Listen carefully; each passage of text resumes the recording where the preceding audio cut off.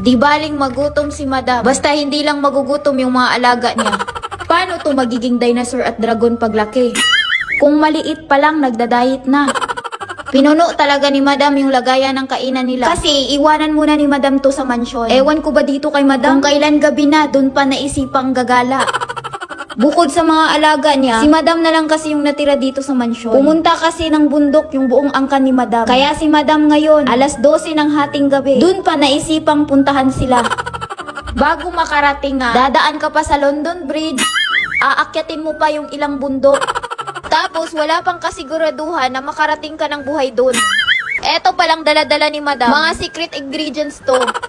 Buti na lang nakarating ng buhay si madam. Pero ilang beses na yang naligaw bago nakarating. Pinagbuksan kaagad si madam ng papa niya. Yung itsura talaga ni madam, tignan nyo, hindi halos madrawing. Panigurado, basang-basa yung kilikili ni madam. Dahil ang ingay-ingay nga ni madam, nagising yung mga angkan niya. Nilabas na nga ni madam yung mga dala-dala niyang pagkain. Syempre, hindi pwedeng malimutan yung kape. Kaya tuwang-tuwa talaga sila. Dito lang talaga matitikman ni madam itong luto na ito. Hindi ito lugaw ha, binignit to. Napagod pa naman to si madam. Mapapadami talaga yung kain niya nito. Dahan-dahan lang madam ha, baka mabilaukan ka. Si nanay pa naman ang nagluluto nito. Natural, masarap talaga to. Hindi nang inunguya ni madam, nilolunok na lang niya kaagad. Pagkatapos kumain ng binigni, nagpahangin muna si madam sa labas saglit. Dito talaga sa tuktok ng bundok, kitang-kita mo yung buong universe. Dahil nangangain ng buhay tong mga lamok, syempre matutulog kami na may muskitero. Pagka umaga, kitang-kita mo na talaga yung ganda ng view. Pag ganito kagandang mga tanawin, ang makikita pagkagising mo, paniguradong buo na talaga yung araw mo. Pagkagising nga ni madam, kape na kagad yung hinanap niya. Ang daming tinimplang kape, talagang ma-overdose ka niyan madam. Dito lang pala sa bundok makakatikim ng breakfast si madam. Tapos yung ulam pa, pang long life. May panghimagas pa na fresh na hinog na mangga. Saan galing yung hinog na mangga, madam? Wala naman kayong tanim na mangga sa bundok. Bisaya na mangga to mga kapilingon. Alangan naman, magiging Korean na mangga yan, madam. Talagang nagpapainggit pa, oh.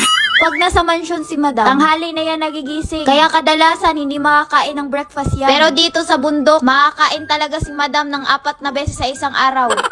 Yung sahog ng pansit bihon, biniritong isda. Kung aakyat ka ng bundok o pupunta ng bukid, dapat wala kang arte-arte. Kung ano yung naka-ready sa hapagkainan, kainin mo. Eto na nga at maghihimagas na si madam ng hinog na mangga. Eto pa namang Bisaya na mangga, kapag kakainin mo ng hilaw, masisira talaga yung mukha mo. Dahil sa sobrang asim ng mangga na ito. Pero kapag hinog naman, swerte-swertihan na lang talaga kapag makakain mo ay matamis. Tama lang talaga madam na umakyat ka ng bundok. Sa nakikita ko, mukhang matamis naman yung kinakain ni madam na mangga.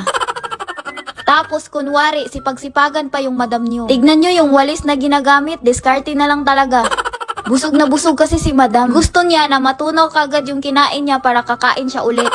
Titira muna si madam dito sa bundok, kaya panigurado may part 2 to.